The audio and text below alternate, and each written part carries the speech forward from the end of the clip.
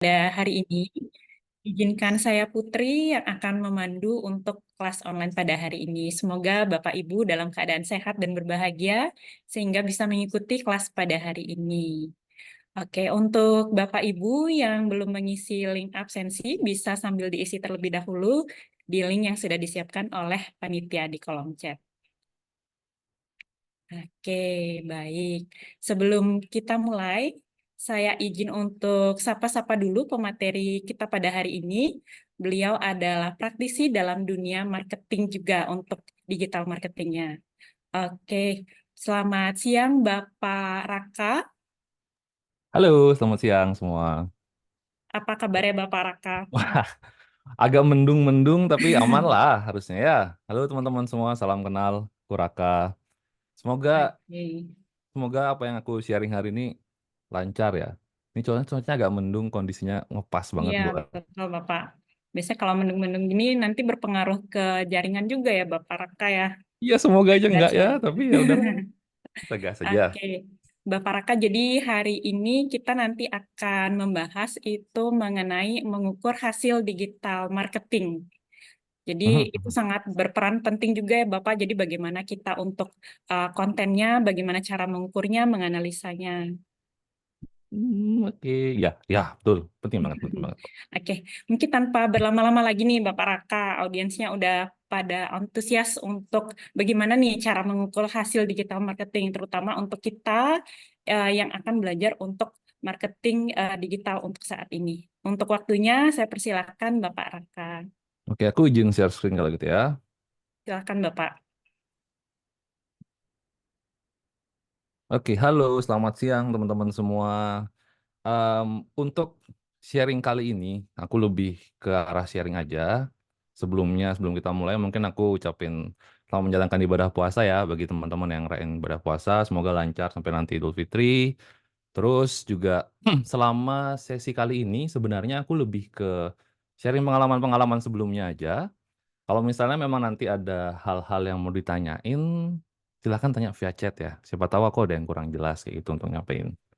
Dan untuk tema untuk hari ini lebih ke arah mengukur efektivitas di digital marketing. Sebenarnya untuk mengukur efektivitas ini ya, kalau aku boleh cerita. BTW ini casual aja ya. Aku mohon maaf kalau misalnya nanti ada bahasa-bahasaku yang agak sedikit tidak bisa diterima dalam bahasa formal karena ya namanya anak marketing ya. Mohon maaf nih teman-teman sekalian, semoga masih maklumi lah. Jadi untuk efektivitas ini sendiri, siapa tahu teman-teman ada yang tertarik lah untuk misalnya masuk itu. Jadi sebenarnya ada satu subset knowledge atau experience yang jarang diketahui sama orang untuk digital marketing sendiri itu namanya digital analyst. Jadi digital analyst itu yang sebenarnya punya urusan terkait dengan sebenarnya kita digital marketingnya itu kayak gimana sih? It is work or not, ini sebenarnya oke untuk kita jalan terus atau enggak kayak gitu. Nah, itu yang kemungkinan akan aku sharing ya selama jalan kelas ini. Tapi sebelum itu aku mau perkenalan diri dulu. Eh ya, aku sebenarnya sudah mulai untuk digital marketing itu dari 2012. Terus posisi sekarang ini aku sedang full time job di salah satu di performance marketing agency di Singapura dan juga salah satu di Australia.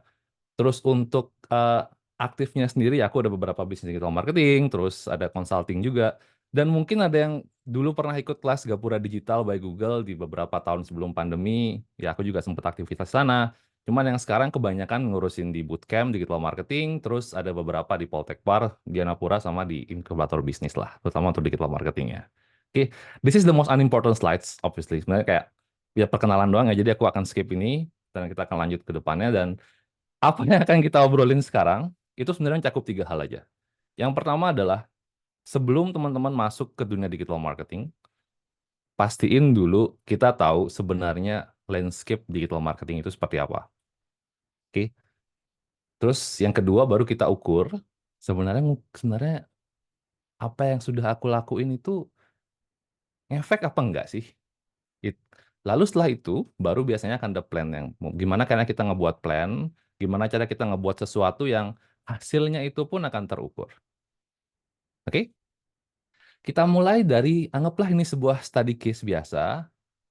Jadi anggaplah ada kondisi grafik kurang lebih seperti ini tampilannya. Dari sisi kita biasa ya kita ngelihat ya, 2023 anggaplah ini leads. Anggaplah ini prospek orang-orang yang atau misalnya ini adalah nasabah-nasabah yang udah join. di bank Bapak Ibu sekalian. 2021 angkanya 900, 2022 angkanya 970, dan 2023 850. Pertanyaan pertamanya adalah kenapa turun? Ya kan? Udah kayak pasti itu. Kenapa turun nih? Apalagi kalau misalnya ngomongin tentang digital marketing. Kok bisa turun ya? Dan biasanya problem-problem ini muncul juga dengan beberapa aktivitas yang sudah dijalankan. Contoh, saya sudah rajin kok Pak, posting di sosial media, sudah buat Instagram hampir setiap hari, bahkan ngepost di Facebook itu udah 5 kali sehari, tapi nggak ada hasilnya juga. Bahkan ada yang saya sudah blast di WA Pak, semua saya blast, tapi nggak ada hasilnya juga. Bahkan ada yang sudah sampai ke tahap yang aku bisa bilang uh, sedikit lebih ya meng-effort, yaitu mengeluarkan uang dengan cara saya pakai boost post Pak di Instagram, saya pakai boost post di Facebook, saya pakai Google Ads, bahkan saya pakai yang namanya LinkedIn Ads Pak juga, tapi masih nggak ada hasil. Apakah ini relate? Kalau misalnya relate, sekalian aku ngecek audiens ya. Kalau ini relate nggak sih bagi teman-teman? Kalau misalnya yes, ketik aja. Iya, iya, kurang lebih ada gini. Atau mungkin ada beberapa kesimpulan-kesimpulan lain yang juga teman-teman rasain. Aku sudah posting di beberapa hal, aku sudah ngelakuin yang secara best practices sudah ada, tapi masih belum ada hasilnya juga sampai sekarang. Ada nggak sih? Chat aja lah, ketiklah. Ini aku yang nggak bisa ngebaca atau nggak ada yang ngetik ya? Wih, mohon maaf. Nggak ada yang bubuk kan? Baru mulai loh ini. Ayolah. Ini soalnya ada link absensi doang nih. Ada, oke, nice. Gitu dong. Ini kayaknya admin nih, kalau admin-admin gini harus di-raise salary-nya nih. Tolong ya, di note-nya. Tapi kurang lebih, apakah teman-teman relate dengan beberapa hal? Atau sering menanyakan kayak gini, aku sudah ngelakuin beberapa hal kok di digital marketing, tapi nggak ada hasil. Di sini biasanya problemnya ada dua. Problem pertama adalah, kadang-kadang apa yang kita anggap kita ngeposting di sosial media, hasilnya kita samakan dengan berapa hasil nasabah atau duit yang kita dapat. Itu nggak sepenuhnya salah, tapi nggak sepenuhnya benar juga. Karena pada saat kita melakukan postingan, efek yang paling pertama terasa adalah awareness. Efek yang paling pertama setelah itu terasa adalah engagement. Ada yang engage atau enggak. Sebelum akhirnya masuk lebih dalam lagi ke apakah dia akhirnya percaya sama kita atau enggak, dan akhirnya kontak sama kita atau enggak. Jadi siapa tahu hasilnya yang kita ukur itu terlalu kejauhan. Kita mengukur di ujung banget, tapi selama dia perjalanan, itu kita nggak ada ukur. Kita nggak tahu sebenarnya dia udah stopnya tuh di mana sih. Dia sudah sampai tahu kita, tapi dia nggak lanjutin. Nggak lanjutinnya kenapa? Apa ya penyebabnya? Kenapa nih? Itu yang akan kurang lebih aku sharing ya nanti sepanjang perjalanan. Begitu pula di WhatsApp. Banyak faktor, pada saat kita melakukan blasting WhatsApp, banyak faktor yang terjadi. Kita perlu banyak tenaga untuk mikirin chatnya bakal seperti apa. Mungkin kalau misalnya ada image-nya, kita perlu banyak waktu juga image-nya. Mungkin yang buat image juga beberapa kali revisi. Kok kayak gini jelek nih, warnanya nggak bagus. Diskonnya gedein lagi. Ini logo banknya nggak kelihatan. Ada beberapa hal yang banyak banget effortnya, tapi pada saat sudah keblas, sudah sampai di audience, hasilnya kok nggak ada ya? Kok tetap kayak segitu-segitu aja? Terus buat apa kita ngelakuin ini? Itu yang akan nanti aku sharingkan ya. Karena ada satu kalimat yang pada saat aku belajar dulu digital analytics di tahun 2016, salah satu quotes yang aku paling ingat dari guruku adalah, kalau itu tidak bisa diukur, itu nggak bisa diimprove. Lebih tepatnya, kalau kita nggak bisa ngukur, itu nggak bisa kita improve apa-apa. Kita tidak tahu secara gamblang, secara data, mana sih yang sebenarnya yang efek, mana yang sebenarnya nggak. Yang bisa kita lakukan selama ini, selain data, adalah kebanyakan yang kita pikirkan itu asumsi. Dalam dunia digital marketing, asumsi itu berbahaya, teman-teman. Sangat-sangat berbahaya. Bahkan itu kalau misalnya tidak divalidasi dengan data, ada datanya nggak yang bilang bahwa orang-orang itu nggak suka dengan postingan kita? Ada datanya nggak sih yang bilang kalau orang-orang itu ternyata suka dengan postingan kita? Itu ada keduanya. Dan kalau itu nggak ada, kita nggak tahu mana yang working, mana yang enggak.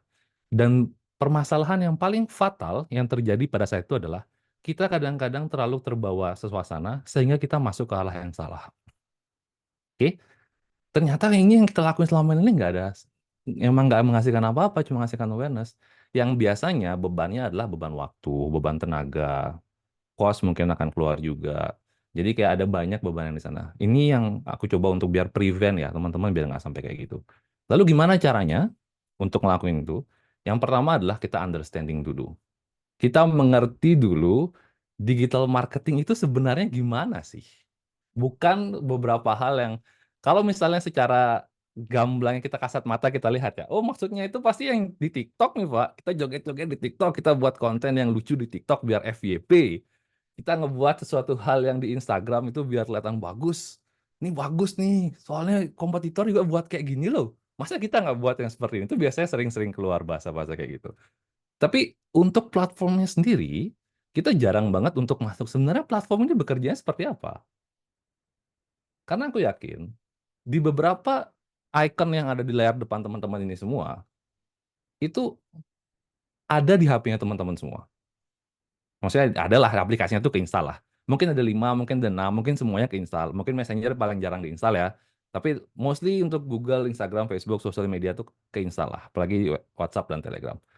Tapi satu kata yang bisa membuat mereka itu sama adalah mereka itu cuma alat, teman-teman. Mereka itu alat dan iya, mereka itu bisnis. Bisnisnya mereka adalah mendapatkan attentions. Bisnisnya mereka adalah bagaimana teman-teman menggunakan mereka untuk melakukan aktivitas marketing. Dan bahkan dari beberapa platform ini, modelnya kayak TikTok, Instagram, Facebook, dari awal mereka dibuat, tujuannya adalah bukan untuk penjualan. Tujuannya mereka adalah untuk entertaining. Once they got enough audience, orang-orang tertarik menggunakan aplikasinya, audience itu dijual dalam bentuk iklan. Kamu mau iklan di sini nggak? Dan mereka dapat duit. Itu bisnis kan? Jadi apapun yang mereka nggak lakukan yang mereka lakukan sekarang, ya mostly ujung-ujungnya kan bagaimana mereka menghasilkan uang, bisnis. Dan itu adalah tools. Kenapa tools? Berapa tahun yang lalu sih TikTok baru muncul? 4 tahun yang lalu. Kalau mungkin ada yang sebelum itu, sebelum 2018, mungkin ada yang ingat waktu itu TikTok viral dengan aplikasi Goblok. Cari aja aplikasi Goblok di Play Store, and then you find TikTok. Dulu tuh, ya kak, ada loh. Dulu tuh kayak gitu. Sampai sekarang orang udah nggak nyari itu lagi, brandingnya udah hilang. Kenapa? Karena orang pengen nyoba aja. Terus muncul banyak sekarang konten-konten kreator di TikTok yang tiba-tiba langsung naik namanya, langsung bagus. Benar, kenapa? Kalau misalnya kita logikakan sederhana, orang-orang pada saat install TikTok, kebanyakan untuk ngapain? Nonton. Berapa persen HP orang yang sufficient enough, yang bagus banget, yang bisa akhirnya ngebuat konten di TikTok? Waktu itu belum ada CapCut. Waktu itu belum ada Lightroom Premiere ataupun beberapa aplikasi mobile. Berapa banyak orang yang bisa buat seperti itu? Mungkin sedikit. Karena sedikit, jadinya orang-orang yang ngebuat konten sedikit. Tapi yang nonton banyak. Gimana caranya TikTok bisa bekerja? Ya dengan konten-konten yang ada, disebarkanlah ke orang-orang sebanyak mungkin. Sehingga dulu gampang sekali orang-orang jadi TikTok konten kreator. Masuk ya? Masuk logikanya ya? Karena begitulah yang terjadi gitu. Jadi bukan trends yang buat naik TikTok, tapi karena kondisi bisnisnya seperti itu. Sekarang kita berlomba-lomba semua aku pengen nyari iPhone boba. Nyari yang boba-boba belakangnya, aku mau buat TikTok, aku mau buat Instagram Reels yang bagus banget. Ya karena namanya sosial media ya, kapan sih kita pamer yang jelek-jelek. Jadi ya itu hal yang wajar. Cuman TikTok emerge, naik dengan vertikal videonya, dengan yang pertama adalah tidak terlalu banyak ada editan. Dia ngebuat hal-hal profesional, tanda kutip, yang diperlukan pada saat teman-teman ngebuat postingan Instagram. Oh, harus ada lightingnya, kameranya harus bagus nih, lensanya biar pada saat orang lihat dari HP itu bagus banget. Yang biasa dilakukan di Instagram, berbeda dengan di TikTok. Tinggal ngeluarin HP, rekam, edit sedikit, upload. Disruption-nya di sana. Tapi apakah itu bisa kita pakai untuk akhirnya mencari nasabah dan mencari leads ataupun mencari uang? Bisa. Cuman yang perlu kita ingat adalah platform-platform ini awalnya tidak digunakan atau tidak dibuat untuk berjualan. Fitur tambahannya mereka adalah TikTok Shop, itu namanya marketplace. Oke, jadi the uh, goals utama mereka adalah untuk mendapatkan attention, dan itu yang harus kita pahami dulu. Bagaimana kita ngebantu mereka as a business, kita ngebantu mereka loh untuk mendapatkan reach, untuk mendapatkan platform. Bagaimana caranya mereka ngelakuin itu? Dengan cara biar orang stay di platformnya mereka. Banyak nih orang pakai Instagram, banyak orang pakai TikTok. Itulah yang membuat revenue bisnis mereka naik. Ini kita ngomongin tools dulu ya, kita nggak ngomongin sampai dalam dulu. Supaya teman-teman mengerti. Maksudnya, sebenarnya kayak gimana sih tools ini bekerja? Itu dari Instagramnya itu dulu kan. Jadi dia mencoba untuk ngebuat orang stay dulu. Bagaimana caranya dia ngebuat orang stay dulu? Logika sederhananya, dengan mengatakan satu kalimat, hey, video sekarang lebih bagus loh dari image. Apa yang akan dilakukan seorang-orang? Hampir semua akan buat video. Believe me. Bahkan ada yang dibuat di TikTok, terus tiba-tiba dioper ke Instagram. Masih ada logo-logo TikTok ya. Itu yang sering terjadi, ya itu yang sering terjadi sekarang. Oke, ini lanjut ya. Jadi ingat, aku mau ini teman-teman diingat aja. Mereka ini tools, dan ya, mereka ini cuma bisnis saja. Dan bisnis ini sendiri, platform, sekarang dibagi menjadi dua spektrum. Ada spektrum sebelah kiri yang biasanya dipergunakan untuk ngebantu orang-orang dengan semua algoritmanya mereka masing-masing, dengan beberapa hal yang mereka permudah, dan ada spektrum untuk menghibur orang. Oke, dua hal yang berbeda nih. Ada satu spektrum untuk membantu orang. Aku mau cari sesuatu, Google aja. Aku mau communicate sama dia, nggak mau via SMS, WhatsApp aja, Telegram aja. Aku mau ngasih tahu orang lain bahwa tempat ini bagus loh, review aja di Google. Dan berikut pun juga entertain people. Aku mau ngasih tahu ke orang kalau aku udah liburan ke Paris, aku liburan ke Jepang. Post it on social media. Itu yang sekarang memang tanda kutip nalarnya di dalam market. Dan itu adalah tujuan utama mereka masuk ke platform itu. Bukan untuk mencari hal-hal lainnya sementara. Yang paling tinggi persentasenya adalah aku agak sedikit jarang sih, jujur ya, aku jarang nemuin orang yang tiba-tiba ngomong kayak, aku pengen dapat iklan kok, aku ke Instagram ah, aku pengen ke itu kayak jarang banget. Like literally, maybe no one in my circle lah, does that. Tapi untuk kayak, ngapain buat buka TikTok ya, aku lagi seneng mancing nih akhir-akhir ini, jadi aku coba aja cari-cari di TikTok apa aja sih alat mancing yang bagus. Bagaimana menghitung duase untuk ngebuat pancingan tuh biar mantep banget, biar amis. Itu yang entertaining them. They want to do something, they need something, dia masuk ke sana. Dan iklan, yang kalau misalnya pakai iklan ya, atau punya postingan kita, kalau misalnya postingan kita di sosial media, ngebantu mereka juga, nge-entertain mereka dalam hal itu, kemungkinan mereka akan stay. Mereka akan hafal. Nah, kalau misalnya iklan ya tinggal kita nentuin kategorinya aja untuk targeting. Tapi begitulah platform itu bekerja. Oke, itu landscape understanding-nya. Dan masuk ke digital marketing, apa yang berubah sih sebenarnya dari digital marketing itu sendiri? Kayak sekarang cuma ada beberapa platform deh. Yang jarang orang-orang, maksudnya jarang mungkin orang overlook ya, lebih ke kayak, oh iya aku nggak tahu nih sebelumnya seperti ini. Dulu tuh mungkin orang berbisnis seperti ini. Kita datang ke toko kelontong, kita datang ke warung beli rujak, penjual yang respon, kita ngomong, Bu ada rujak Bu? Rujak apa? Enggak gini, dong, oke sip, dikasih. Masih ada, ya kan? Ini masih ada, bahkan di sampai sekarang masih ada. Dan untuk digital marketing, perbedaannya adalah memang ada sisi bisnis, memang juga ada customer, tapi di tengah-tengah ini semua ada platform, ada teknologi, ada online yang ada di tengah-tengahnya ini. Kita tidak langsung menghubungi ke pelanggan kita, tapi apapun yang kita buat di social media digital marketing activities, kita masuk ke platform dulu yang akhirnya dilihat oleh orang yang menggunakan platformnya. Dan di dalam platform ini ada sistem yang namanya review, ada policy, ada aturan yang mana boleh di-perform, mana yang enggak. Ada standar, seberapa standar kamu akan membantuku sebagai bisnis sosial media untuk membuat orang bertahan lebih lama di platformku. Itulah kenapa pada saat orang masuk ke teknologi, mereka biasa aja, mereka ngakses, mereka ngecek, mereka nge-scroll, mereka ngelakuin sesuatu seperti biasa. Dan teknologi memberikan konten yang mereka suka. Ini keywordsnya.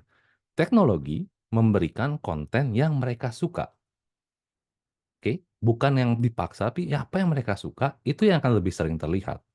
Dulu mungkin ada beberapa teman-teman yang mulai Instagram main dari awal, yang postingannya itu menurut hari lah, menurut jam.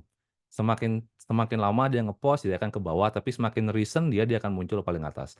Sekarang bahkan pada saat kita ngebuka Instagram atau TikTok, kita nggak tahu itu diposting kapan. 5 hari yang lalu, bisa 4 hari yang lalu, bisa kadang-kadang 3 bulan lalu. Jadi itu sudah mulai AI-nya, algoritmanya tergantung dengan apa yang kita suka. Fungsinya sesimpel untuk membuat teman-teman stay di sana dan nggak pergi-pergi. Pakailah aplikasinya terus. Itu sebenarnya fungsinya. Dan bagaimana kita sebagai pebisnis atau misalnya kita sebagai advertiser, marketer, kita ngebuat konten dong. Tapi ingat, konten yang kita buat itu nggak langsung customer. Konten yang kita buat masuk ke teknologinya dulu untuk dikurasi sama mereka sebelum dianggap layak untuk masuk customer. Oke? Berkili ya teknologi ya. Memang kayak gitu teknologi. Mereka butuh duit juga, bro. Dan mereka tulus juga soalnya. Gitu. Dan apa yang teknologi berikan ke kita? Ada yang bisa jawab? sembari aku bersihin kacamata ya. Ini entah kenapa bulu mataku membuat kacamataku berdebu. Tapi siapa tahu ada yang bisa jawab. Apa sih yang sebenarnya teknologi berikan ke kita, marketers atau yang punya akun, sebagai timbal balik karena kita sudah membuat konten? Ada yang bisa bantu jawab?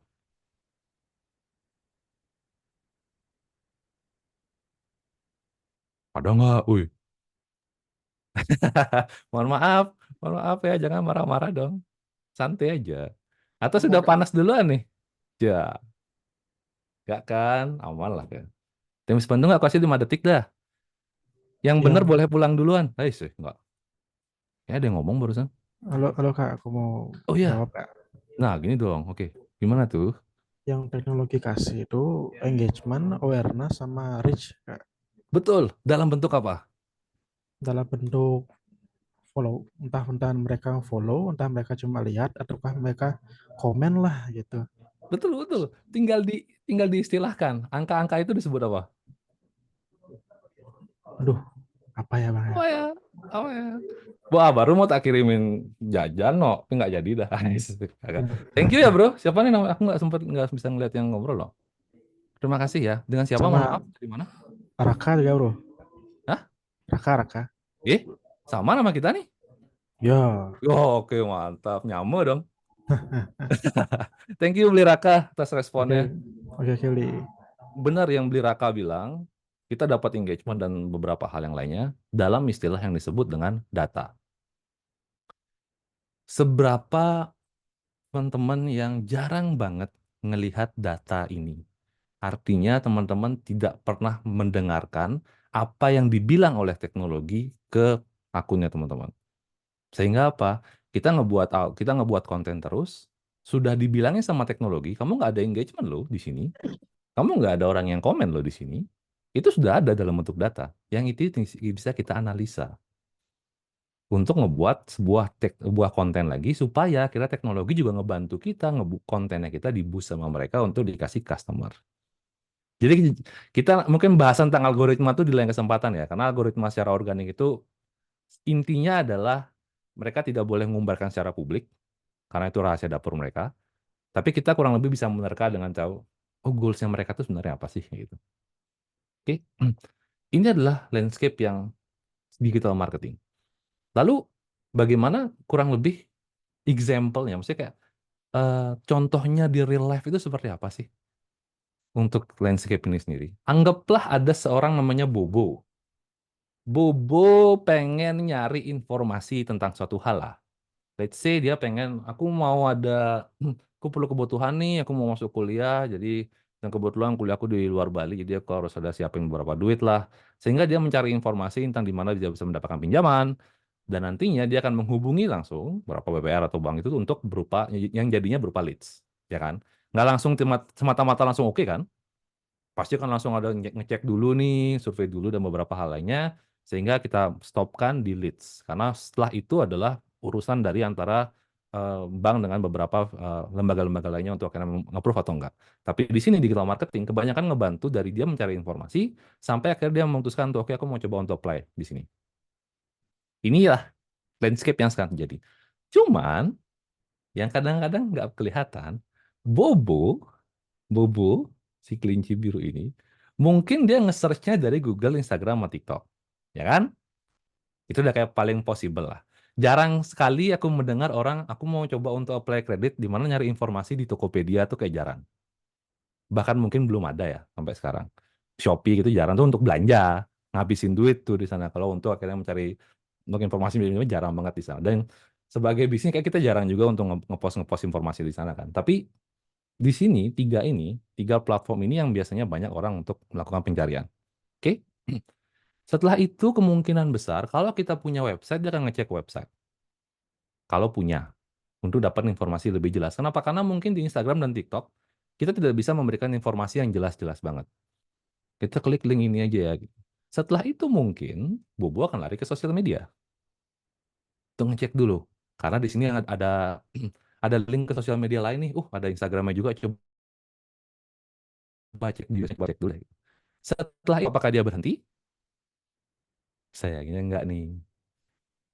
Sayangnya enggak ya. Kemudian larinya tuh ngecek review dulu. Dia ngecek review yang bagus, cek apa nih kok ada yang komen gak dibalas lagi. Ih, kenapa nih kok ada yang marah-marah? Itu yang membuat orang ngecek review, orang ngecek komen. Kayak 4 dari 5 orang yang ku tahu, dan bahkan dari hasil risetnya kita pun, survei, kita ngelakuin survei waktu ini ya, ngetes ya. 4 dari 5 orang, pada saat ngeliat video yang entertaining atau lucu, ataupun informatif, kebanyakan dari mereka, kalau misalnya mereka tertarik, mereka akan ngecek komen. Untuk ngecek dulu, komen-komennya ini kayak gimana sih? Biasanya ada yang lebih lucu di kolom komen, biasanya. Jadi kayak mereka mencari dulu. Dan itu adalah yang dilakukan sama Bubu. Habis ngecek sosial media, dia ngecek komen. Setelah dia ngecek komen, dia udah mulai merasa, oke, bagus juga nih. Dia kembali ke websitenya untuk ngecek lagi, mana sih yang sebenarnya aku perlukan. Oh, ternyata aku perlu program yang A, ini kayaknya cocok, ini bisa dengan apa yang aku lakukan. Setelah itu kemungkinan besar dia akan ngecek, ini tempatnya di mana ya? Oh, deket ternyata sama rumahku. Ih, jauh no. Gimana cara aku ke sini? Tapi bagus. Jadi pertimbangannya, kalau mungkin dia cari lokasinya agak jauh, tapi bagi dia merasa benefit, mungkin dia akan pergi itu. Kita kan biasa aja lah. Setelah dia location check, kalau dia cocok, dia akan mungkin langsung komunikasi. Tapi kalau nggak cocok, kemungkinan dia balik lagi ke sosial media. Itu yang kemarin promo tentang apa ya? Promonya di mana ya? Di Instagram kayaknya, coba lihat lagi deh. Loh, tapi kok nyata beda promonya. Di Instagram dia bilang A, di website dia bilang B. Ini kayak agak nggak sedikit konsisten nih. Setelah itu mungkin karena dia sudah ketertarikan, dia mencoba untuk komunikasi. Komunikasinya dengan beberapa platform yang udah teman-teman cari. Udah teman-teman cantumin lah. Oh, ternyata bisa via WhatsApp, bisa via Telegram, dan itu berlanjut. Dan itulah yang kebanyakan terjadi di dunia sosial media. Flow bisa kayak gitu. Flow dia amburadul. Tapi inilah yang kemungkinan besar terjadi pada saat kita melakukan sesuatu di digital marketing. Bukan linear straight line, kayak udah ada business start langsung hubungi kita langsung jadi. Enggak kayak gitu. Yang terjadi di sana di belakang layar itu kayak banyak banget. Ini belum kalau misalnya komunikasinya, nyoba di sini nggak sih? Siapa teman kita ada yang kerja di sana ya? Coba dong bantu untuk ngecek, coba dong. Itu banyak sekali hal yang terjadi di tengah-tengah ini. Sebelum akhirnya dia menjadi sebuah prospek. Itulah kenapa makanya bagi orang marketing biasanya kita sebut ini the journey. Bagaimana mereka berjalan sosial yang kita punya di website itu untuk ngecek beberapa hal dan memastikan trust dan authenticity tanpa kita harus bilang, kita ini terpercaya loh. Karena mereka tuh udah kebanyakan ya orang-orang pakai sosial media itu udah pintar-pintar. Sudah mengerti lah, ini kenapa kok nggak dibalas sih, kok balasannya kayak gini sih gitu. Ada beberapa hal yang mungkin bagi mereka itu nggak cocok. Beberapa akhirnya mereka masuk ke sebuah list. Oke, oke ya. Semoga sudah mulai terbuka. Ini belum masuk ke analisanya loh. Kita belum mengerti, belum mana menganalisa. Oke. Setelah itu, kalau teman-teman akhirnya dapat data yang seperti ini lagi, setelah yang tadi kan, seberapa kompleks digital marketing itu sebenarnya flow-nya kemana, pertanyaannya mungkin akan berubah. Dari mengapa menjadi apakah ada channel tertentu yang akhirnya drop. Karena dari semua channel kayak Instagram, Facebook, WhatsApp, mungkin ada yang referral, mungkin ada yang ke website. Apakah semuanya turun? Atau hanya satu aja di antara 5 ini yang ternyata performanya nggak bagus? Kalau misalnya performanya bagus, ya udah tinggal gampang kita coba untuk improve. Tapi sayangnya kadang-kadang analisa itu berhenti di sini. Sehingga kesimpulan-kesimpulan yang muncul adalah biasanya seperti ini. Oh, ini karena postingannya kita kurang menarik kemarin. Kamu kurang berbanyak posting. Coba posting dari 5 kali jadi 7 kali sehari.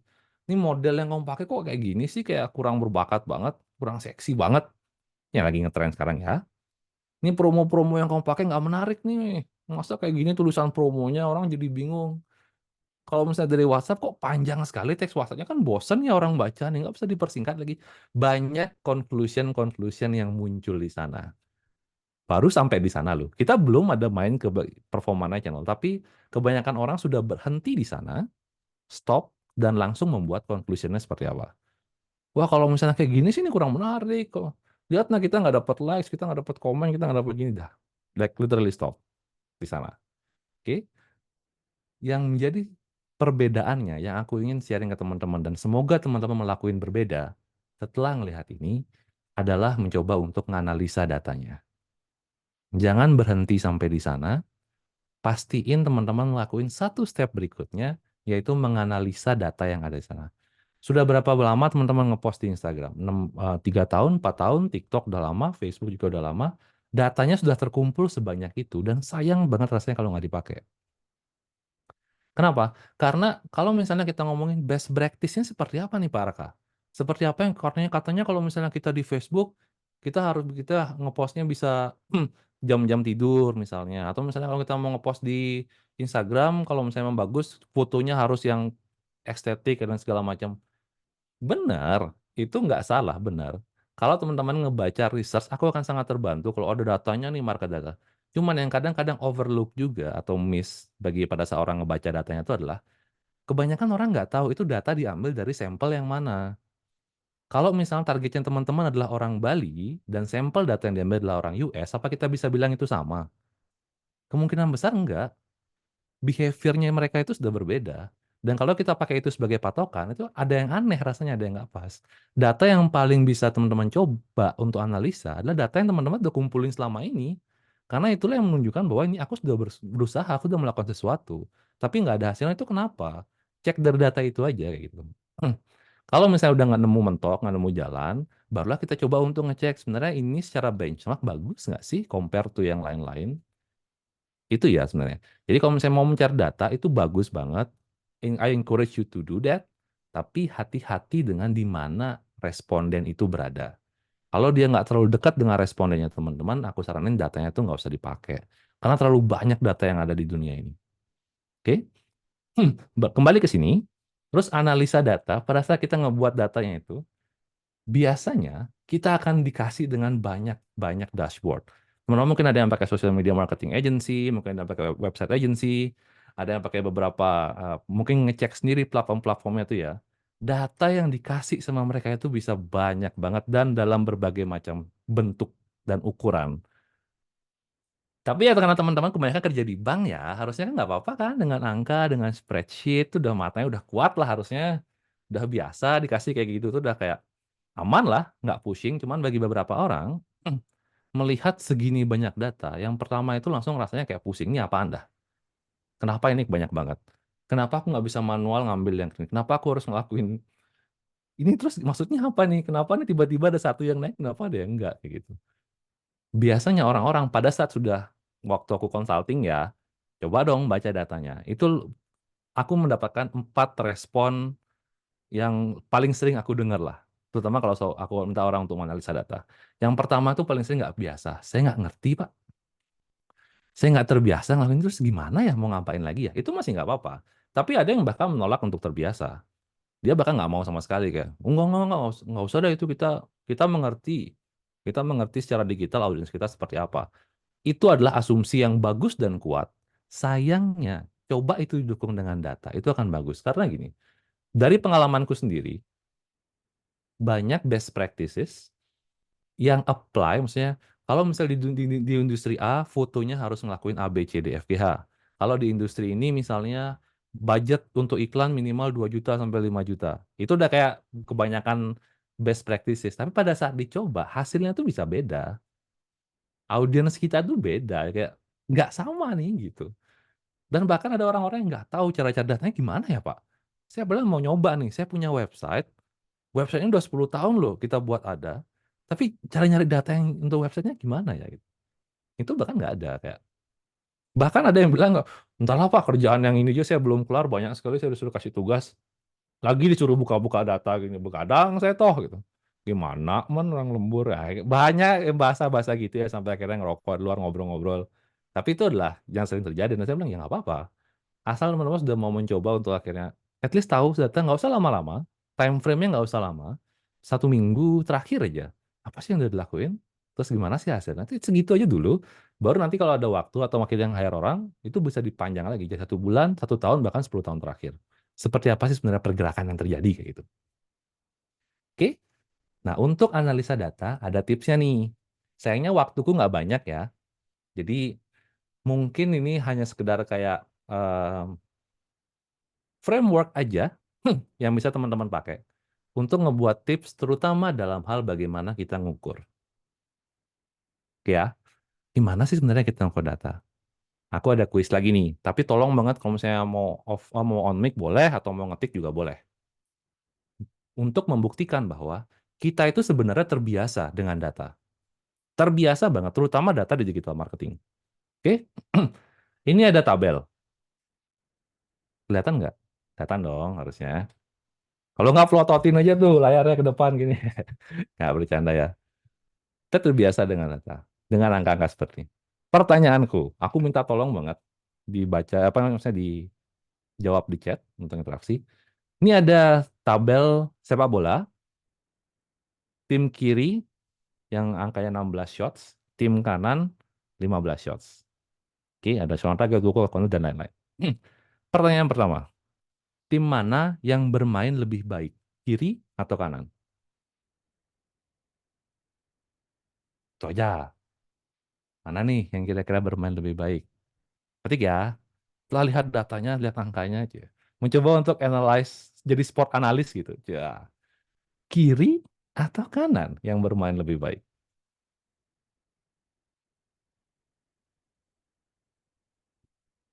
Wih, semua bilang kiri, kiri, kiri. Kenapa kiri? Ada yang mau bantu jawab nggak? Kenapa kiri? Kenapa guys kiri? Karena dominance-nya 58%. Pasti gitu tuh. Karena dominance-nya 58%. Ya kan? Tuh, karena data. Datanya bilang sebelah kiri lebih baik. Kenapa? Total shot-nya emang lebih baik, shot targetnya lebih baik. Corner-nya mirip lah. Gitu. Cuman, kalau misalnya kita udah banyak yang jawab ya kiri kiri kiri kiri, benar. kayak kayak di bemo kiri kiri kiri. Nggak. Jadi kita ngelihat data ini bagi teman-teman yang sudah terbiasa sepak bola, ya kan? Udah terbiasa ngeliat sepak bola, udah ngerti aku sepak bola. Itu mungkin angka ini kayak biasa aja. Bagi teman-teman yang belum pernah sama sekali bahkan jarang ngeliat sepak bola, kecuali kalau disuruh atau Piala Dunia 4 tahun sekali atau Euro 4 tahun sekali baru nonton bola karena taruhan, itu mungkin akan sedikit berbeda lah ngeliatnya. Tapi aku tadi kenapa bisa nebak yang yakin kiri? Karena datanya adalah dominance. Pertanyaannya adalah, emang dominance itu apa? Bagaimana orang itu ngukur dominance? Kenapa dominance itu ada? Apakah possession ball? Berapa banyak orang yang ngebawa bolanya? Seberapa lama mereka membawa bola? Atau apa? Apa yang dominance itu? Total shot mirip-mirip aja, 1-1-2. Shot on target juga sama.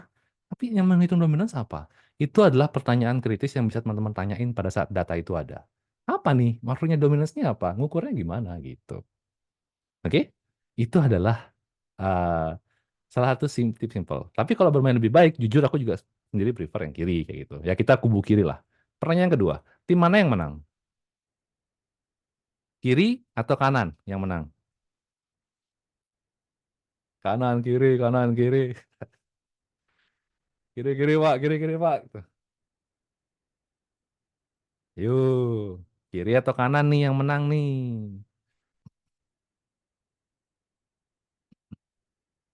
Nah, itu dia jawaban yang mantap tuh.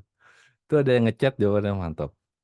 Pada saat kita menganalisa tentang sepak bola, yang menentukan mereka untuk menang adalah berapa jumlah gol yang dicetak. Apakah ada data tentang gol? Jawabannya nggak ada. Jadi kita nggak tahu yang mana yang menang. Pada saat kita bermain sepak bola, tujuannya menang adalah kita nyetak gol sebanyak mungkin. Itu cara mengukur yang pas. Itu cara mengukur yang tepat. Kita tahu startnya apa, kita tahu kita bermain di mana, dan kita tahu goalsnya yang mau kita cari itu apa. Dan kita ukur dalam bentuk goals. Itu sepak bola. Begitu juga digital marketing. Kita tahu kita mau bermain di Instagram. Kita tahu kita mau main di TikTok. Di sana kita ngerti, oh Instagram itu cara bekerjanya A, B, C, D, E. TikTok cara bekerjanya A, B, C, D, E. Dan apa yang ingin kita dapat dari sini? Oh kita pengen ada orang yang komunikasi. Jadi yang dihitung pada saat ngebuat konten lah berapa banyak yang kira komunikasi via Instagram itu. Itu adalah kecocokannya, itu yang menjadi sebuah planning atau analisa. Apakah konten ini mendatangkan komunikasi atau enggak? Ya, itu lain cerita. Tapi itu yang akan menjadi analisa teman-teman semua. Dan kalau sekarang ada satu matriks lagi, yaitu goals, kita tahu bahwa yang menang itu yang kanan. kita ngerti bahwa yang bermain lebih baik adalah yang kiri, tapi karena sekarang ada metric goals, kita tahu yang menang adalah yang sebelah kanan. Oke? Kita nggak perlu ngerti apa itu woodwork, kita nggak perlu mengerti apa itu corners ya, mungkin tendangan pojok. Kita nggak perlu tahu siapa aja. Mungkin kalau misalnya teman mau deep dive siapa aja pemain yang nyetak gol bisa ngecek di sini. Tapi kalau untuk ngelihat data, yang perlu kita pahami lah seperlunya aja. Oh ini karena matrix itu ya. Kalau di sosial media itu sendiri, setauku, matrix itu ada lebih dari 150 matrix yang teman-teman bisa dapat pada saat menganalisa data. Dan nggak mungkin semuanya dipakai. Bayangin aja satu layar kalau buka Excel itu mentok-mentok A sampai G. Di kiri A, di kanan G. Udah berapa tuh? 7. Bayangin tuh ke 150. Bayangin aja sekarang buka Excel, zoomnya 25%. Ngelihat angkanya aja nggak bisa. Kayak nggak tahu nih apa sih kecil banget gitu. Makanya kita hanya bisa atau kita di sebaiknya cari data yang seperlunya aja. Aku mau tahu dari Instagram berapa yang ngelihat, menjangkau berapa orang, hasilnya berapa. That's it, 3 cukup. Selama berapa lama? 1 tahun ke belakang, 3 tahun ke belakang. Time frame-nya ada. Jadi kita bisa nganalisa lebih gampang. Oke, jadi pahami saja seperlunya. Contoh untuk yang kedua, nggak terlalu banyak matriks, cuma ada total, average, angka, sama skor. Pertanyaannya sama, player mana yang bermain lebih baik? Player satu, player 2. Ayo, kiri kanan lagi dah, nggak apa-apa dah, kiri kanan. Yang mana yang bagusan, yang main lebih baik, kiri atau kanan? Ini nggak ada keterangan dominance, nggak ada keterangan woodwork, corners, dan segala macam ya. Tapi ini angka goalsnya udah ada, itu di bawah yang besar, 240, 225. Menurut teman-teman, kira-kira yang bermain lebih baik kiri atau kanan?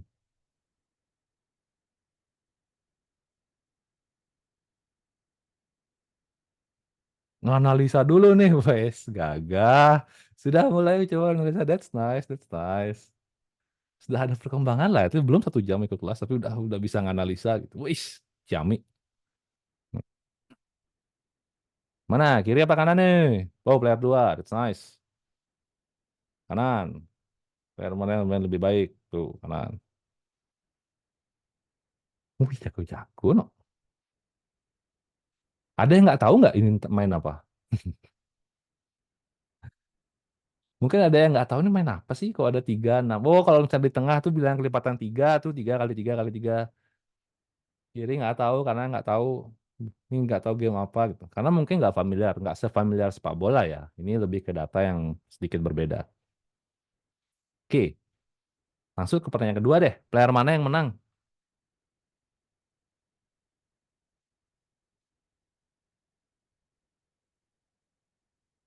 Kiri kanan, kiri kanan. Kiri, kiri, kiri. Kayak orang taruhan ya, kiri kanan nih, kiri kanan. Kita nebak-nebak aja, nebak-nebak aja. Karena aku yakin kalau teman-teman nggak paham apa yang muncul, itu benar-benar kayak insting aja nih kanan kayak ini kiri kayak ini gitu. Tapi kalau teman-teman ngerti, yang aku yakin teman-teman sudah ngerti hanya tinggal digituin aja, tinggal ditik gituin aja. Teman-teman bisa dapat insight yang lebih dalam lagi yang bisa kayak ngebuat oh ini ternyata kanan nih yang menang. Kenapa? Karena yang dilihatin sama Raka sekarang itu adalah orang main dart, yang main lempar-lempar yang kalau misalnya si apa namanya tuh lingkaran bulat, habis itu ada angka-angkanya, terus ada kayak terus dilempar-lempar gitu loh dari jauh. Itu adalah permainan namanya dart. Dan bagaimana cara kita memainkan dart adalah kita diberikan skor di paling atas, to go 501. Tujuan dari permainan dart adalah siapa yang lebih cepat menghabiskan 501, itu yang menang. Jadi kalau misalnya dia semakin cepat, semakin banyak, tengah-tengah kan angkanya beda tuh 20 atau 60 gitu misalnya. Jadi angkanya semakin berkurang, dia yang akan lebih lebih cepat untuk memenangkan permainan. Tapi apakah sudah ada yang menang? Jawabannya belum ada. Karena nggak seperti sepak bola yang sudah fix 0-1 goals dia menang. Di sini harus habis dulu angkanya dan ini angkanya belum habis. Jadi kemungkinan permainan juga masih berjalan. Oke. Sementara yang bermain lebih baik adalah yang kanan karena dia bisa ngebuat skor yang lebih tinggi gitu. Ya.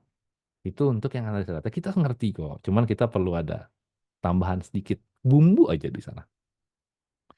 Terus untuk membuat data yang tadi, yang biasanya apa namanya itu teman-teman kebingungan, Tadi yang pertama kita udah ngomongin sepak bola, data sepak bola. Kita tahu bahwa kita perlu goals. Kita udah ngomongin data yang kedua seperti ini, kita paham bahwa kita harus tahu dulu. Maksudnya datanya ini cara ngukurnya gimana, plannya apa. Kadang-kadang hanya dengan mengubah format datanya, teman-teman bisa dapat insight yang lebih bagus. Ini contoh mas data yang pertama, tapi aku coba ubah ya. Aku ubah formatnya jadi seperti ini. Berapa orang yang datang dari Facebook, berapa orang yang dari referral, berapa yang dari WhatsApp, berapa yang dari IG dirubah dalam bentuk warna. Itu kita bisa lihat dengan jelas bahwa WhatsApp 2021 angkanya hijau, 2023 hijaunya kok semakin sedikit. Artinya ada penurunan di WhatsApp. Instagram yang paling bawah itu angkanya naik terus nih karena kelihatan kayak agak sedikit naik, agak sedikit naik. Jadi trouble-nya mungkin aja ada di WhatsApp. Trouble-nya bukan di Facebook, bukan di Instagram, karena increasing, number-nya tuh naik. Hanya saja yang beda di WhatsApp-nya nih, kenapa turun ya? Jadi kita sudah bisa ngefokuskan ke satu titik bahwa yang bermasalah itu adalah di WhatsApp. Kita bisa menjawab dua pertanyaan. Channel mana yang perform, yaitu Instagram. Yang mana yang tidak perform, yaitu WhatsApp. Itu adalah pertanyaan yang the right questions, yang kita tanya ke data. Sehingga asumsi-asumsi konklusi kita di awal yang bilang bahwa kamu postingan kurang banyak, kamu kurang ada promo yang menarik di Instagram, itu bisa jadi nggak valid. Kenapa? Karena di Instagram masih banyak datengin orang. Yang masalah itu di WhatsApp-nya. Oke? Barulah nanti akan muncul beberapa pertanyaan yang lain. Kontennya kayak apa sih yang bagus? Yang jelek itu yang kayak gimana? Terus apa yang bisa kita lakukan berbeda? Apa kita bisa ngereplika apa nih dari Instagram sama Facebook? Yang biar angkanya tuh naik terus. Ya kan? Kita nggak mungkin dong stay stagnan segini-segini aja setiap tahun kan. Kita pasti pengen ada peningkatan, peningkatan, peningkatan. Dan disitulah kita akhirnya masuk. Setelah kita nge-breakdown data, kita tahu yang bermana yang bermasalah, kita buat yang namanya planning. Kita buat lagi, oke. Karena kita sudah tahu WhatsApp yang bermasalah, Instagram dan Facebook biasa-biasa aja. Yang pertama harus teman-teman lakukan adalah revisit your marketing strategy. Aku yakin semua perusahaan, semua teman-teman baik yang teman-teman punya sudah ada strateginya. Either itu sudah dibicarakan bersama tim ataupun ada beberapa orang yang tahu strateginya seperti apa. Jadi itu pasti sudah ada. Kita mau strategi kita seperti apa sih kayak gitu. Jadi secara company kita mau seperti apa, di marketing kita mau ngapain. Contoh aja misalnya kayak gini nih. Targetnya kita adalah kita akan dapat 1 juta nasabah, misalnya ya angkanya kayak gitu.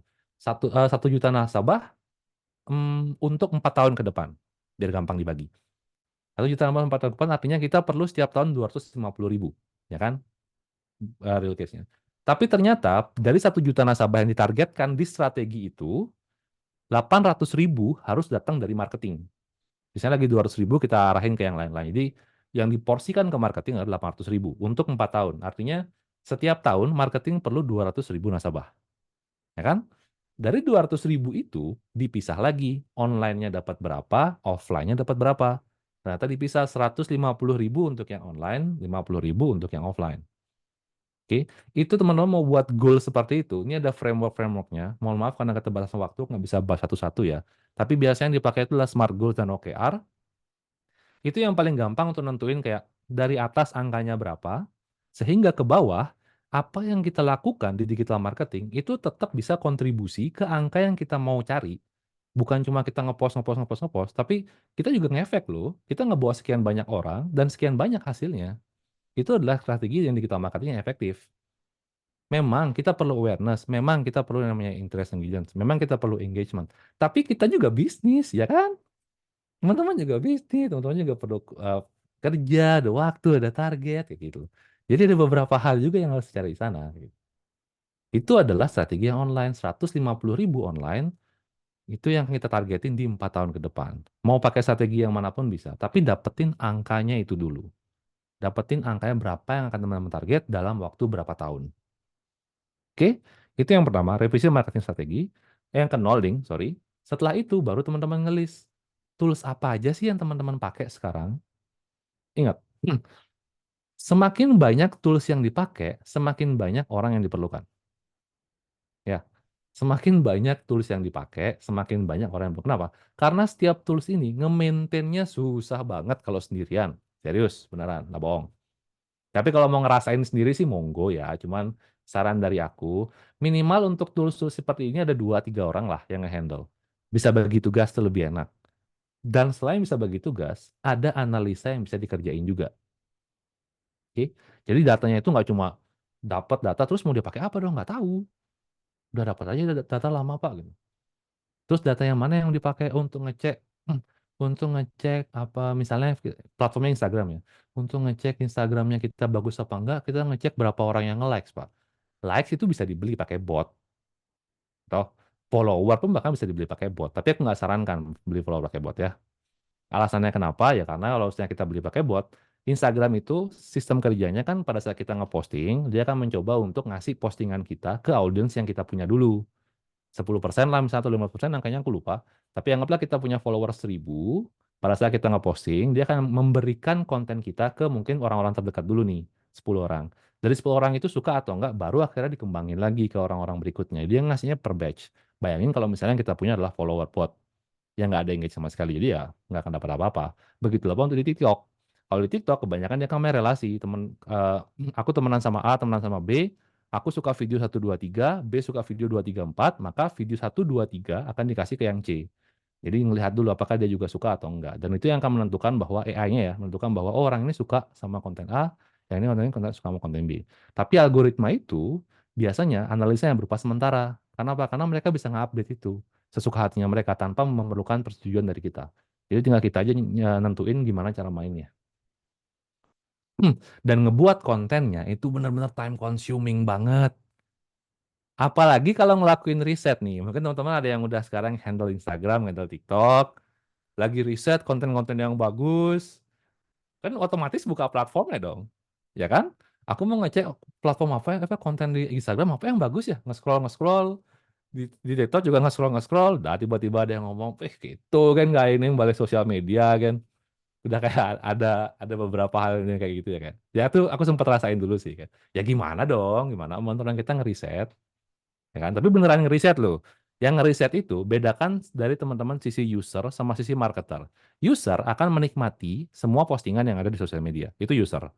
Dia akan mencoba untuk kayak, ih, like komen engage itu user. Marketers, on the other hand, kayak kita, lebih ke arah, dia pakai hashtag apa aja sih, bagaimana dia menunjukkan angle-nya, dia pakai caption-nya seperti apa, terus dia pakai, mungkin dia ada text overlay yang seperti apa, dia transisinya seperti apa, itu adalah marketer side of view. Apa yang dia coba untuk ceritakan dari sini.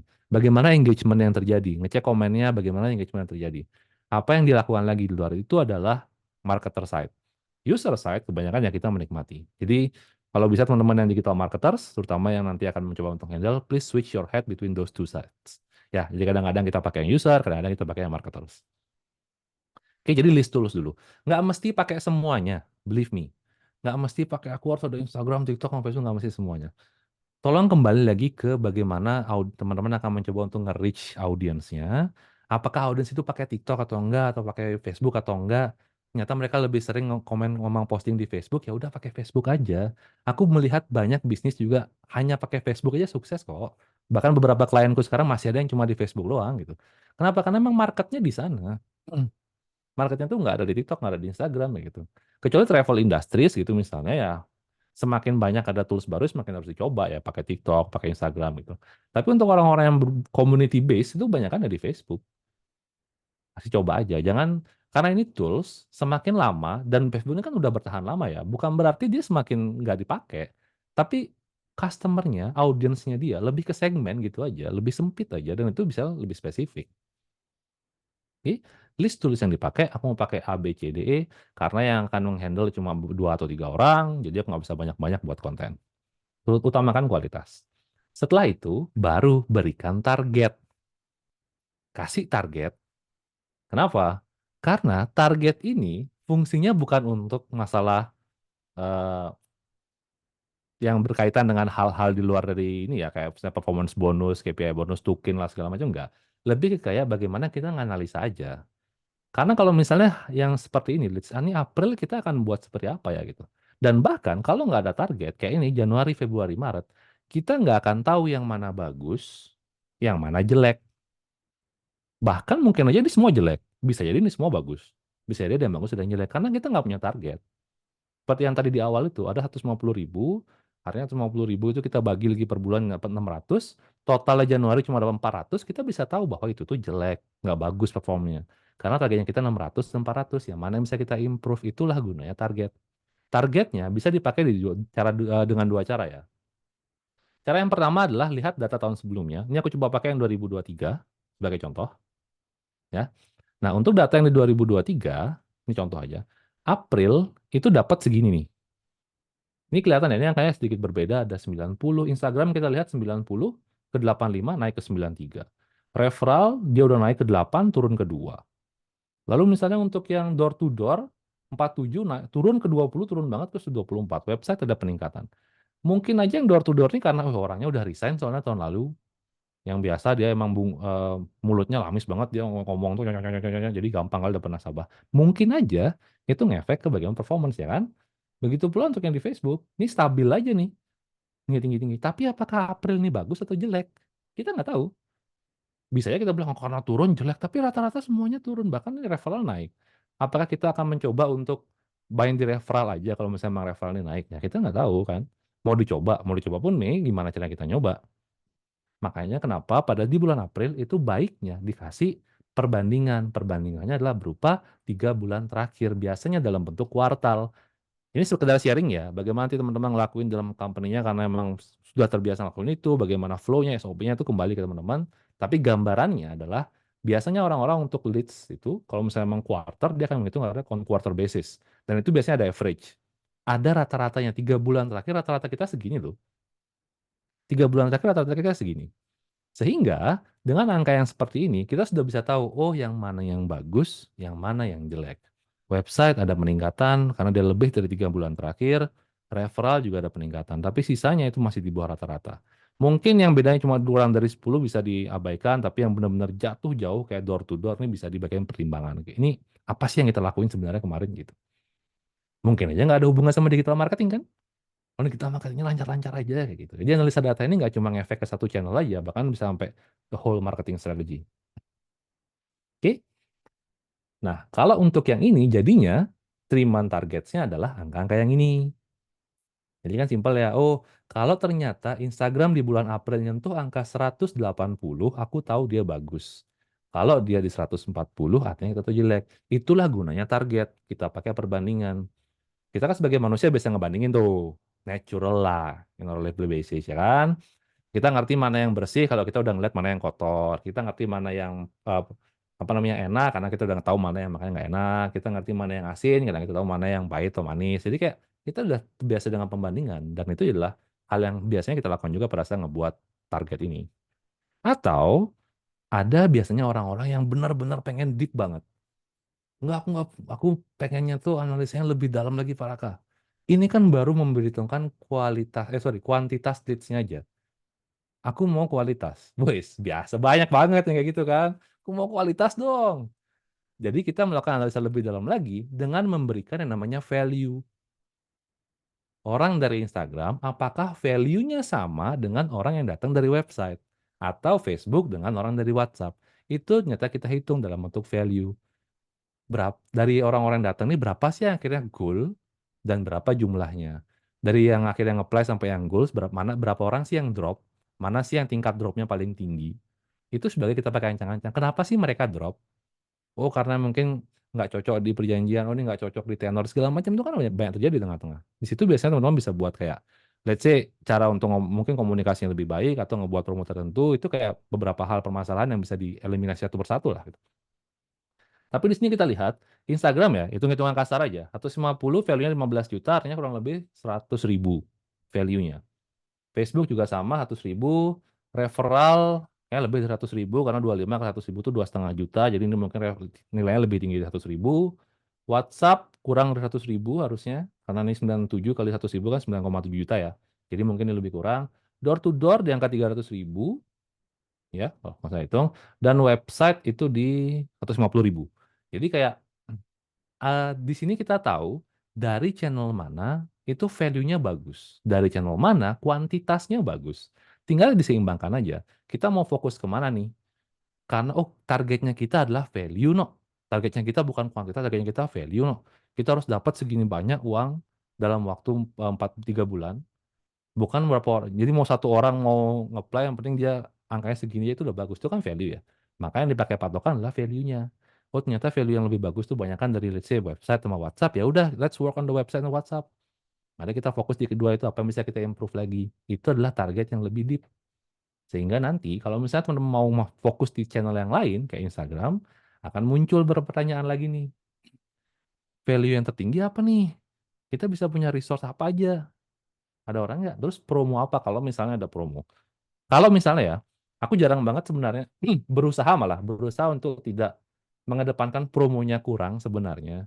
Karena satu sisi masyarakat Indonesia memang suka sama promo kan, tapi di satu sisi kayaknya aku ngerasa agak sedikit sayang kalau misalnya bisnis tuh promo-promo terus lah gitu. Jadi kayak em, kasihan lah misalnya bisnisnya untuk dipromoin terus. Oke? Nah, itu untuk target yang lebih dalam. Jadi kalau misalnya kita mau fokus ke Instagram, kita mau fokus ke Facebook, that's it. Tapi biasanya ada pertanyaan muncul lagi. Saya udah ngepost nih Pak. Saya udah ngepost 7 kali, saya ngepost 8 kali, saya bahkan pakai influencer, saya bahkan pakai beberapa promo-promo juga saya post sana. Terus gimana caranya kita ngebedain yang mana datang dari Facebook, yang mana dari Instagram? Karena tadi info di pertama adalah orang itu datangnya bisa dari mana aja. Bisa aja dia ngeliat Instagramnya dulu, terus ke TikTok, akhirnya ngubungin saya di TikTok, ya kan? Bisa jadi kan dia datangnya dari Instagram ke YouTube saya, terus tiba-tiba ngehubungin saya. Bisa jadi dia dari WhatsApp dulu ke Instagram, baru akhirnya ngehubungin saya. Jadi kayak banyak banget jalannya nih. Gimana caranya kita ngebedain tuh? Ya, cara paling gampang adalah nanya. Tanya aja langsung kayak, Bapak sebelumnya ngelihat kita, jangan ngelihat kita di mana terakhir, tapi di mana aja nih Pak udah nge-follow kita. Oh saya ikutin kok di Instagram, saya ikutin di TikTok. Berusaha untuk dapat sebanyak mungkin jawaban lah, jangan cuma satu. Karena satu tuh biasanya agak sedikit nggak valid. Oh saya ngelihat iklannya di Instagram, saya ngelihat iklannya di TikTok. Ya itu kayak masih setengah-setengah lah, karena kemungkinan besar dia masih mencari review lah untuk yang lain. Terus cara paling gampang nomor 2, yang biasanya juga dilakukan sama beberapa orang, teman-teman yang lain adalah promonya dibedain, khusus promo di Instagram doang, untuk memberikan apresiasi kepada orang-orang yang setia ngefollow kita selama 3 tahun terakhir, ada promo khusus nih di Instagram. Makanya kalau teman-teman mungkin ya, ada yang pernah belanja ke satu tempat tertentu, ngeliat promo dari mana? Dari story. Mana lihat story-nya, screenshot story ini. Kalau misalnya ada yang kayak, jadi member dulu ya Pak, di sini Pak. Kalau misalnya jadi member nanti isi referral code dapat promo. Kan jadi dia tahu, oh dari orang yang ngisi referral code di tokonya itu, disitulah dia ngukur. Oh dari berapa orang yang tiba-tiba datang, ngasih tahu, ini kok story-nya ada kayak gini nih promonya. Itu data, oh ternyata dia dapat dari story. Itu cara ngukur paling gampang dibedain promonya. Jadi hanya satu channel aja, atau nomor kontaknya. Kalau orang udah nelpon nih di nomor yang ini, kemungkinan besar dia datang dari channel tertentu. Oke? Karena kalau misal di digital era, apalagi yang kayak sekarang, perangnya itu informasi dan yang amunisi yang kita bisa punya adalah data.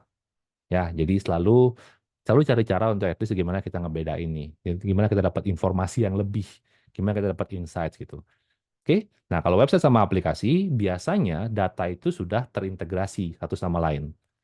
Dia sudah gampang banget ngelihatnya. Nanti ada contoh siaran seperti apa, tapi ingat, satu hal lagi yang perlu diingat adalah beda platformnya, cara ukurnya juga berbeda.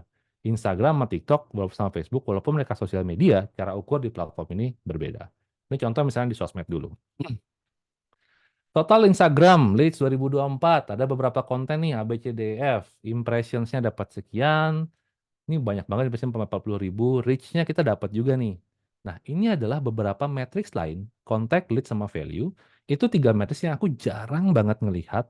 Kalau misalnya aku ketemu atau beberapa ada yang konsultan terkait dengan digital marketing atau analis ya, ini jarang banget kelihatan. Entah karena emang sistemnya nggak ada, entah karena mereka belum nyiapin plan untuk trackingnya, entah karena mereka emang nggak mau. Jadi kayak mostly cuma di dua ini aja. Gimana cara saya buat konten yang bagus, Pak? Pertanyaannya kalau misalnya dilihat di data ini ya, bahkan konten yang impressionnya sampai 40.000 pun, itu masih kalah sama konten yang cuma 12.000 impressionnya dari sisi value. Lihat nih, mau bayar influencer terus misalnya ya, ini kadang-kadang kita perlu pakai influencer kok, hanya milih influencer yang cocok aja. Cuma di case yang ini, influencer itu sendiri, walaupun dia akhirnya nge-reach banyak orang, yang masuk leads-nya itu cuma 6. Jadi value yang didapat cuma 600.000. Itu yang kolom B ya, konten B, influencer. Kita lihat sekarang konten F dengan 12.400 impression ya. Impression itu berapa kali orang ngelihat ya. Bedakan impression sama reach. Reach adalah berapa orang, orangnya itu namanya reach. Impression adalah berapa kali dia dilihat postnya. Jadi kalau aku ngelihat satu postingan, itu postingan itu akan dapat satu reach sama satu impression. Tapi kalau aku ngelihat postingannya itu 2 kali, maka postingannya itu jadinya satu reach, karena aku doang, tapi impressionnya jadi 2, karena aku ngelihatnya 2 kali. Itu bedanya impression sama reach ya. Jadi impression itu berapa kali dia dilihat, reach berapa orang yang dijangkau. Nah, itu dari impression 12.000 sendiri, ya, udah nge-reach 12.000 orang, itu value-nya lebih tinggi di 1,2 juta. Jadi kalau udah kayak gini, kita akan mengerti kayak konten mana sih sebenarnya yang value-nya bagus. Oh, kalau misalnya emang entertainment yang bagus, ya udah kita coba untuk buat entertainment lagi, tapi dari angle yang berbeda. Masih sama nggak efeknya? Masih sama itu adalah kita ngebandingin hasil dari konten entertainment yang kita buat sekarang dan yang kemarin berjalan seperti apa. Oke, kalau masalah influencer, tinggal dicek siapa sih influencer yang ngasilin leads. Cara paling gampang ya kasih aja mereka kode. Kalau misalnya emang mau daftar dari aku ya, nih pakai kode ABCDFGH. Itu orang pakai kode itu ya kemungkinan besar dan taunya dari si influencer itu. Oke, dan beberapa pertanyaan-pertanyaan lain lagi kayak kita bisa ngereplika konten apa nih? Oh, ternyata yang value-nya bagus adalah entertainment, kita buat entertainment. Kita mau nyari apa? Kita mau nyari orang yang kontak, yang benar-benar kontak kita aja. Ya banyak ya, artinya kita buat edukasi atau entertainment karena itu kontennya yang paling bagus. Yang lain-lain kayak hard sell mungkin kita agak sedikit jarang. Bukan nggak kita pakai sama sekali. Kayak ucapan ini kan nol nih. Ya mungkin orang ucapan kan jarang juga ya efeknya ke arah kontak. Jadi kayak karena hard sell kita mungkin agak sedikit jarang proporsinya setiap bulan ya gitu. Itu untuk di Instagram. TikTok pun kurang lebih hal yang sama. Berapa orang sih? Jadi impression, reach, kontak ini juga kurang lebih akan sama. Hanya saja cara ukurnya BNK untuk ngasih tahu, aku dapat 100.000 impression itu berbeda setiap platform. Instagram mungkin cara ukurnya beda, TikTok cara ukurnya berbeda. Oke, itu adalah cara ukur platform untuk sosmed. Dan untuk website, teman-teman akan dapat data seperti ini. Yang ini data real data ya, sayangnya udah nggak kepake lagi karena apa namanya itu platformnya udah berganti. Jadi ini data sebelum platform itu kepindah. Ini data yang masih bisa ke screenshot. Di sini teman-teman bisa ngelihat bahwa contoh deh misalnya, kayak yang di bagian ini. Ini ada organic search, ya kan? Di sini ada namanya paid search. Jadi kita bisa ngelihat tuh, ngelihat dalam artian kayak organic search-nya adalah orang yang melakukan pencarian secara organik. Paid search adalah orang yang melakukan pencarian dari iklan. Terus dari iklannya FBG itu berapa? Itu angkanya kelihatan semua. Kalau kita platformnya pakai website. Dan di sini pun, kalau websitenya emang larinya ke adalah e-commerce pembelian, kita bisa tahu yang mana yang ngasih revenue yang lebih tinggi. Tanpa kita harus melakukan manual sheet. Itu adalah salah satu keuntungan menggunakan website. Tapi kalau ada pertanyaan biasanya, terus jadinya saya harus pakai website ya Pak? Jawabannya tergantung. Kalau target audiensnya Bapak Ibu-Ibu, teman-teman sekalian tidak terbiasa menggunakan website, jangan dipaksa pakai website. Contoh simpel, aku pengen beli sapu lidi, aku datang ke warung kelontong, disuruh cek di website kita aja Pak, bayar, nggak mau aku belanja di sana lagi, benar. Karena apa? Itu tinggal bayar, aku dapat nih sapu lidi, jangan suruh aku ke website lagi. Itu adalah metodologi simpel. Kalau misalnya website itu bisa ngebantu kayak, Mbak saya mau cari informasi tentang ini, oh bisa Pak di website kita lebih lengkap, itu bagus. Tapi kalau misalnya untuk aplikasi semua akhirnya dibawa ke website, saat marketnya tidak terbiasa dengan website, itu akan malah akan menjadi bumerang. Apalagi investasi di website itu nggak murah. Lumayan loh bayar untuk website, lumayan untuk maintenance, lumayan untuk segala macamnya.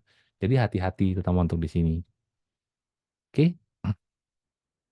Terus ya, di sini kita bisa dengan gampang lihat channel apa sih yang paling tertinggi, leads-nya yang dari mana, paling banyak. Terus bahkan kita bisa lihat pertanyaan nomor 3. Berapa banyak sih orang yang sudah masuk ke form tapi nggak jadi isi? Itu kelihatan kalau kita pakai website. Oke, makanya kenapa Bulan bilang coba pakai website. Tapi kembali ke yang tadi ya, jangan dipaksa kalau misalnya memang orang tidak terbiasa dengan menggunakan website. Tips yang kelima adalah, apakah kita perlu follow the trends atau enggak? Apakah kita perlu follow, karena trends ini biasanya muncul di di bagian spektrum yang entertain people. Oh, YouTube pada tren baru nih. TikTok ada tren baru. Kita perlu ikutin atau enggak? Sama, jawabanku adalah depends, tergantung. Apakah teman-teman punya cukup resources, orang-orang yang ngebantu, pengukurannya udah pas belum seperti yang tadi ya, step by step pengukuran, gimana cara ngukur, gimana cara data sudah dapat apa belum, sama hasilnya apa kalau ikut-ikut tren yang sekarang. Cocok nggak sih sama brandku? Aku nggak bisa, kayaknya kalau brandnya ini kayaknya nggak cocok sama audiensnya kita kalau kita pakai tren yang seperti ini. Itu kembali lagi ke seberapa teman-teman mengerti banget audiensnya. Jujur, kalau kita semakin bisa mengerti audiens kita seperti apa ya, sukanya apa, itu kayak leads yang masuk itu benar-benar kualitasnya tinggi banget.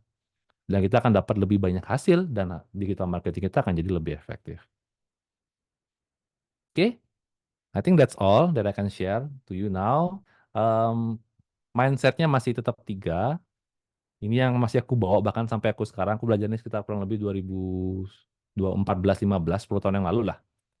Bahkan ini ada beberapa tambahan dari tulisan kemarin. Yang pertama adalah jangan sekali-sekali do not insult our audience intelligence, terutama di sosial media, benar karena kita sebagai brand, tapi memang kita human ya. Kita adalah orang yang menggunakan akun brand tertentu untuk berinteraksi di sosial media. Jadi benar-benar hati-hati terutama dalam pemilihan kata dan lain-lain. Dan jangan sampai kita kayak ya tanda kutip ya bahasanya memang kayak menghina audiens kita karena masa kayak gini aja nggak bisa kayak gitu. Kecuali emang brandnya kita adalah brand yang kocak itu kayak emang biasa yang kocak nggak apa-apa. Tapi kalau brandnya agak sedikit casual formal, please jangan banget insulting their intelligence. Jangan memberikan informasi-informasi yang kesannya kayak merendahkan mereka. Kamu nggak ngerti ini atau apa kayak gitu. Oke, please, please banget. Ini efeknya berkali banget teman untuk brand. Yang kedua, kalau misalnya itu nggak bisa diukur, maka itu nggak bisa diimprove. Jadi please uh, make a strategy now, recreate your plan, cari tahu lagi apa yang udah efektif, apa yang udah dilakuin sementara ini, cari tahu berapa yang akhirnya kontak dari sana, DM dari sana, jadi tambahin lagi matrix yang di sana, sehingga bisa lebih tahu nggak cuma engagement, tapi benar-benar sampai ke results-nya seperti apa gitu. Dan yang ketiga adalah platform itu cuma bisnis, tools dan bisnis, nggak lebih. Akan ada masanya mereka berganti, suatu saat nanti, mungkin setelah kita akhirnya sharing session ini akan ada muncul tools baru, sosial media baru kita nggak tahu, dan itu mungkin juga akan nge-disrupt the market. Jadi platform itu hanya tools dan juga mereka bisnis. Kalau misalnya kita bisa ngebantu mereka dalam menciptakan kondisi yang mereka inginkan, ya kemungkinan besar kita juga akan dibantu. Tapi itu juga nggak garanti. Karena banyak juga orang ngelakuin hal yang sama. Jadi please make sure your post is unique. Dan jangan lupa juga untuk selalu ngukur, selalu ngecek apakah effortnya kita yang sudah kita tuangkan ke digital marketing ini efektif atau enggak. Oke, and that's it. Thank you for your time. Semoga apa yang aku sharing tadi ada sedikit tidaknya nambah hmm, info lah ya buat teman-teman sekalian tentang bagaimana teman-teman bekerja atau bernavigasi di dunia digital marketing. Tapi sekarang untuk waktu aku kembalikan ke host lah. Thank you. Baik, terima kasih Bapak Raka untuk sharing-sharingnya. Kita akan memasuki sesi Q&A untuk Bapak Ibu yang ingin mengajukan pertanyaan, bisa di chat di kolom chat atau mungkin raise hand. Silahkan Bapak Ibu.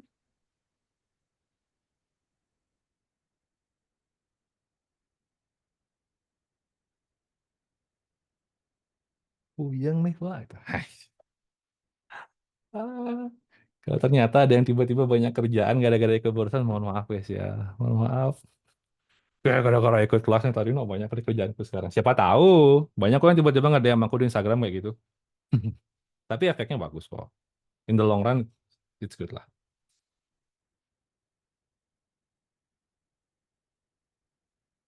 Apakah ada Bapak Ibu yang ingin bertanya?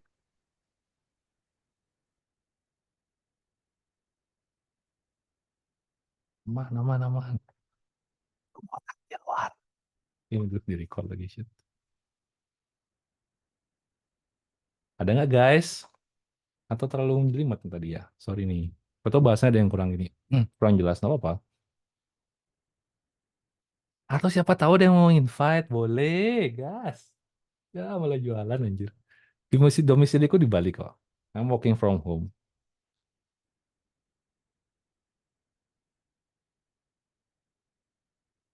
Jangan deh, udah nggak deh.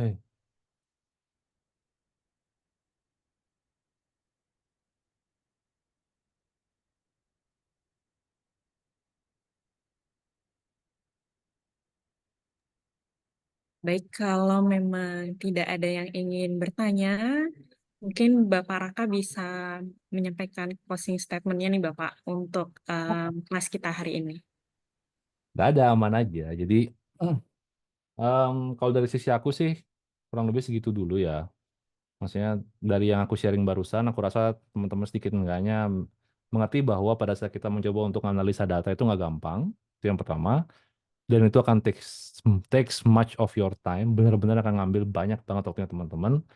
Tapi kalau misalnya memang analisanya bagus, itu benar-benar akan very good in the long run lah. Maksudnya hasilnya itu akan bisa kita pakai untuk ngevalidasi sesuatu, dan setiap kali kita analisa itu hasilnya akan benar-benar bisa terukur, sehingga yang kita lakuin itu nggak sia-sia lah. Karena kita terbatas di resources, kita terbatas di waktu. Digital marketing itu bukan ngelakuin semuanya secara cepat ya. Prosesnya sama kok kayak traditional marketing. Kita akan butuh, anggaplah kita mau buat billboard sama kita mau buat postingan di Instagram. Prosesnya sama. Di awal tuh orang akan desain, di awal tuh orang-orang akan coba untuk revisi, banyak komunikasi di sana. Bedanya adalah pada saat mau ngebawa itu menjadi sebuah result. Mungkin di billboard dia akan perlu printing dulu, ngecek dulu berapa terus ada masang billboardnya. Jadi kayak makan waktu lebih lama. Digital marketing, on the other hand, baru selesai buat konten, ya langsung aja di post. Jadi simpel di sana. Tapi bukan berarti itu ngejustifikasi bahwa digital marketing itu mudah. Karena resultnya sebelum itu juga masih panjang. Hanya proses untuk akhirnya jadi itu aja yang lebih cepat. Oke ya. Jadi semoga happy analyzing. Kalau misalnya mau ada lebih banyak yang mungkin ada tertarik dengan digital analysis, silahkan cari di keyword Google-nya adalah digital analytics. How to better at marketing analytics improvement. Banyak ada tools terutama untuk marketing teknologi yang benar-benar free yang bisa ngebantu teman-teman ngebuat decision terkait itu semua. Oke, sekian dari aku. Terima kasih waktunya. Selamat sore. Baik, terima kasih Bapak Raka untuk sharing-sharingnya hari ini di kelas virtual Mastermind. Kita sudah belajar banyak, mulai dari cara mengukur untuk digital marketingnya, kemudian juga landscape digital marketing, dan juga membuat plannya. Jadi untuk Bapak Ibu juga kami ucapkan terima kasih sudah mengikuti kelas pada hari ini sampai akhir. Baik saya mewakili perwakilan memohon untuk Bapak Ibu mengisi link kuesioner yang sudah disediakan oleh panitia di kolom chat.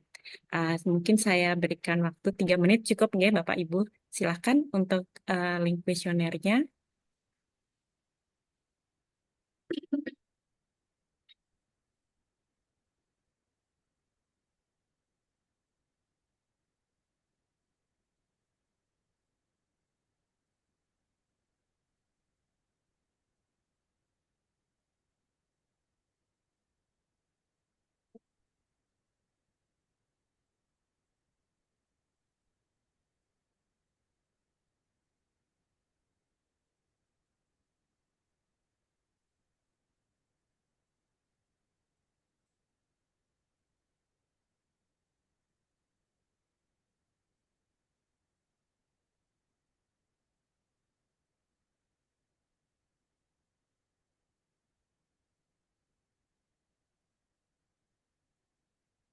Baik, jadi link kuesioner ini nantinya juga akan menjadi evaluasi kami dalam mengadakan kelas selanjutnya. Oke, baik. Untuk Bapak Ibu yang sudah mengisi link kuesioner, saya ucapkan terima kasih. Sebagai penutup, mungkin saya minta Bapak Ibu, saya mohonkan kepada Bapak Ibu untuk bisa on cam sebentar. Seperti biasa, kami akan sesi foto bersama. Oke, sudah beberapa Bapak Ibu on cam. Wah, ternyata ganteng-ganteng dan cantik-cantik nih. Oke, sudah banyak ada yang on cam. Kita mulai untuk take fotonya, nggih, Bapak Ibu. Baik, mungkin saya minta jempolnya, Bapak Ibu. Baik, saya akan take fotonya, nggih. 1, 2, 3. Sekali lagi, 1, 2, 3. Baik, terima kasih Bapak Ibu. Sekali lagi saya ucapkan sudah mengikuti kelas virtual kami pada hari ini. Semoga ilmunya bermanfaat. Sekali lagi saya juga ucapkan terima kasih kepada Bapak Raka untuk sharing-sharingnya di dunia marketing pada hari ini. Baik, terima kasih Bapak Ibu. Sampai jumpa di kelas selanjutnya. Selamat sore. Yuk, bye-bye. Have a nice day semua. Makasih.